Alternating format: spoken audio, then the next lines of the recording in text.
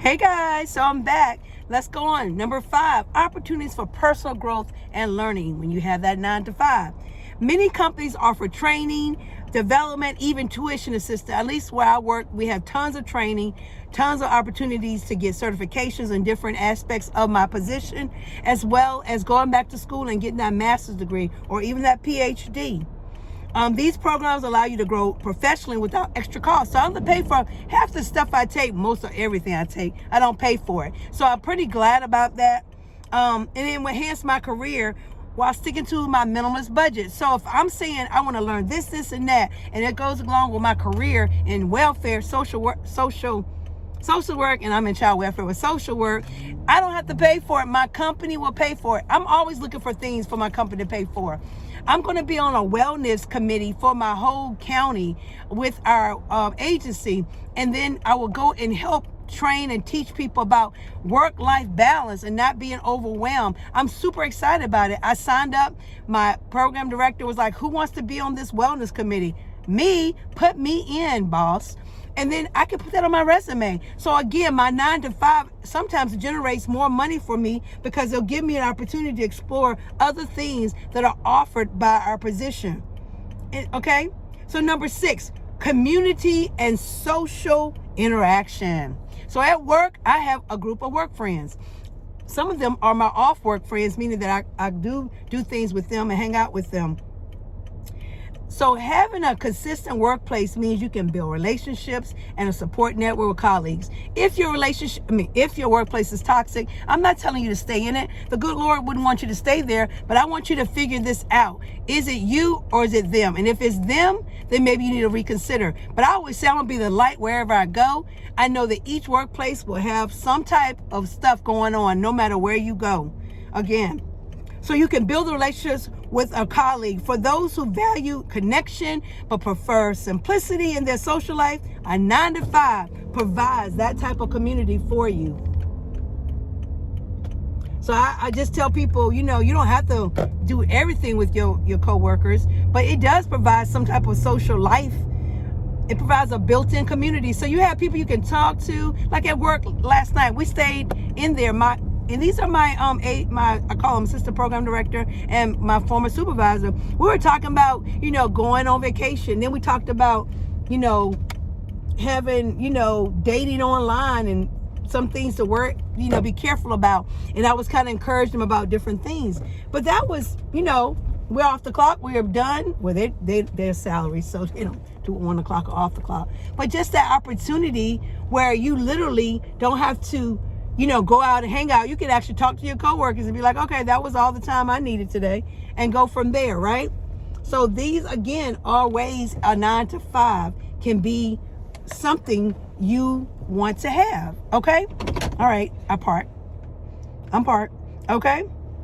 So the value connection, you build relationship support and whatever. And here are my notes. Number 7, clear career path and advancement opportunities. So you will have a clear you can have a clear career path. Here's an example. Traditional jobs often have a structured path for growth. So making it easier for setting clear goals and see potential for advancement. So you can actually be at your job and see a potential for advancement. I've been, in social work, I was there at the company for about 1.5 years. They had an opportunity for me to go in what they call independent specialists, where I work with teenagers between the ages of 13 to 17 who may or may not be able to go home or go to a relative placement, or maybe even getting adopted, and they may have to age out of the system. Well, my goal is to always make sure they got all their things they need, their IDs, their social security cards, their birth certificates. For those who are almost 17, almost 18, making sure they have, they can go to work, get a job, if they're going to do more things in life. So when I saw that opportunity, I'm going to be honest with you guys, first time I I went to go and do the interview. I was going to do the interview, and I was like, yeah, gun-ho. Then I thought about all my families that I was working with currently. And I was like, I can't leave them right now. They need me. I need to be with them, and I'm going to wait it out.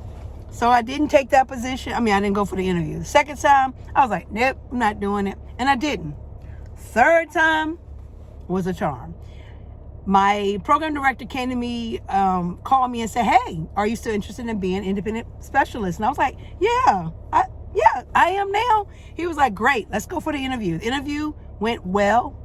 I then was offered the position, and that's what I'm doing now. It is less stress than what I had before. I'm able to get a little bit what I consider more into the youth that I work with, in that intimate bond that we're creating by us talking more and being able to ask what are the things they need, where I was the primary case manager for a group of young people, youth, as well as the families. And sometimes I wasn't able to do it all. But with this position, I'm able to go in and get what they really like, even down to t-shirts, okay?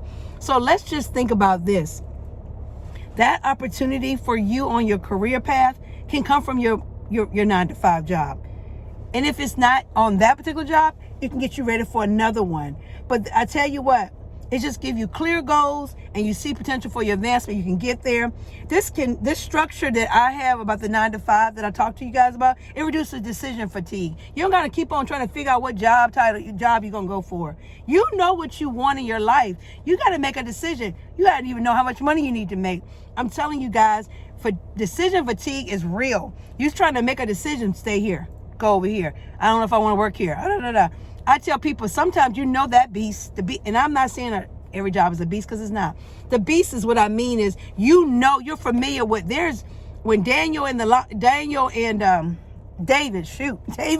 and the giant, remember him, Goliath, he had to make a decision, but he had decision fatigue. He knew how to take that giant out pronto, no decision fatigue, and then he rose to the next level. See, you got to make decisions, and you got to look inside your jobs. When you see career opportunities, I always go in there and open them up and see what I'm reading. I send them out to coworkers and say, did you apply for that? Because you complain about this job, stay within and go to another another opportunity within the job, okay? All right. A big plus for minimalists that when I tell you about the clear career path and advancement, the big plus for me, who value clarity and simplicity, is because we don't want to be living unintentionally. Okay? So number 8, less pressure. Woohoo! To hustle 24/7. Now I did it. I wore myself out. I'm over 50. Your girl can't be going around hustling like that all the time. Here's the explanation. In a 9-to-5, you're less likely to feel the constant pressure to hustle. You may have some things you got to take care of. And like we talked to a coworker yesterday, prioritize what you need. Don't try to overwhelm yourself. You can't answer every call. You can't get every text. You can't return every email. Find the priority and stick with it. And I gave her the exact priority my assistant program director gave her. I felt proud of myself because I'm like, exactly what I just told you. She told you the same thing. So I'm like, confirmation, I'm on my right path to help others. Explanation, I'm sorry, I'm explaining now. I'm reading my notes saying explanation. I'm so silly. This allows you to focus on work during work hours and disconnect afterwards. Man, you don't have to sit there and go, okay, I'm off at 5, but I'm still going to talk about work when I get off. I'm still going to be doing stuff. No, clock out. Stop it. Don't get back on that. I cut my phone all the way off. All right? Definitely. You don't want to be doing that. This allows you to work on that, and you focus on what you're doing, which for me is a minimalist approach to both work and life. You have to find ways to disconnect. This is why people get burnt out. This is why people quit their jobs. They don't even know how to disconnect. They're constantly doing something, talking about the job all the time. Clock in, do your work, clock off, get off. One thing I did like about hospitality and being a server or being a bartender was I went in to serve people, to make some drinks, and when I got off, I'm out. I ain't have to call in and say, did I make enough drinks? Did I serve enough food? Nope. It is what it is. And that's one thing I did like about that. So that to me was a little bit more stable on that. Now, another thing we're going to look at is resources and support for work tasks. So here we are. In a corporate setting, for instance, I'm not in corporate, but I'm in nonprofit, but in a corporate setting, just like any setting, you have technology tools. I have my phone for my workplace, and I have support to help me to do my job effectively. My supervisors, my program directors are there. I'm going to ask the questions, and I'm going to get the answers. I'm going to ask until you can't tell me not to ask no more, right? You have to tell me not to ask. I'm going to do that to make sure I'm, doing the things I need to do sufficiently.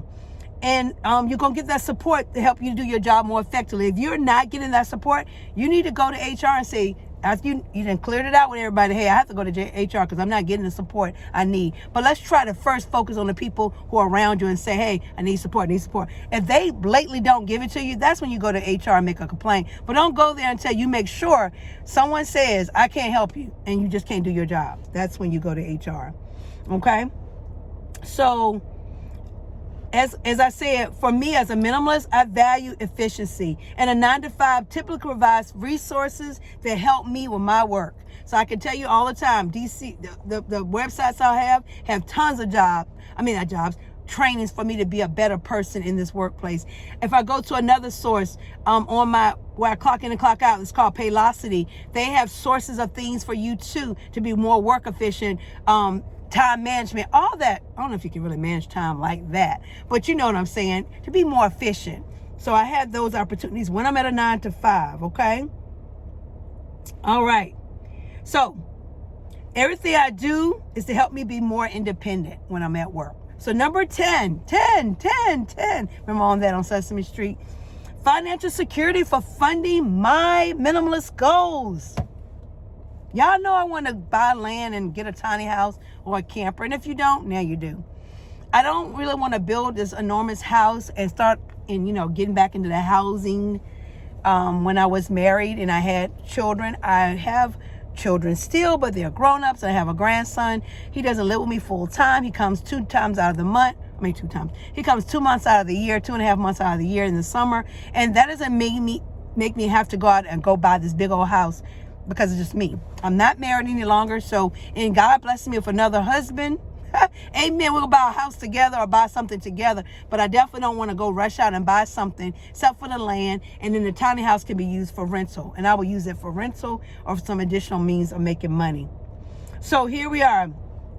So the financial security for me and my minimalist goals comes from my job. So like some of my minimalist goals or things I like to do is traveling. I want to, do camping. I love cruising, things like that. I love it. I love traveling, cruising, all that, and camping. So that allows me to have that. So allows me to save, invest, and plan for my future. So I can have more financial independence. Y'all, I don't plan on retiring anytime soon. I have it in my mind that I'm going to just work until God calls me home. And I don't mean in a drudgery thing, because I love working with the youth I work with or women who might need help with, fatigue from work fatigue or overthinking fatigue or any of those things, decision fatigue, all that. I could be helping more women, especially in this field of social work, to feel better about themselves. A lot of them just beat themselves up all the time or just feel overwhelmed. So yeah, I plan to I could just be in a travel trailer or whatever, camping, doing things, but I could actually be going across America, helping people and working definitely from my laptop or computer or whatever they give me to work off of. Okay. So that's that. Okay. So I talked about my early retirement. I'm not early retiring. I'm just telling you that's a way of doing it.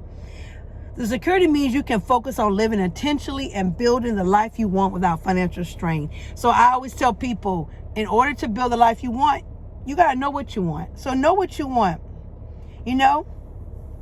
I just want to understand the current trend is for everybody to quit their 9-to-5. I want you guys to know the stability and purpose in life is so important. Jumping out, quitting a job is not always the answer. And I tell y'all this, and I said it before, the worst stress you can have is not knowing how to pay your bills, not knowing if you're going to be able to pay rent. And if you have children, God forbid, don't jump out and quit jobs. You might be a little stressed, but honey, you better go find a park, a beach, a lake, go walking. Walking's cheap. Put on some music everywhere. YouTube, Spotify, Apple, Pandora. Put on some music. Dance. Find a class that's cheap or affordable. $2 classes out here I go line dancing. But I'm going to talk to y'all more about all of that. This video went way over than what I thought it would be. Please forgive me. Thank you for your time. Bye, y'all.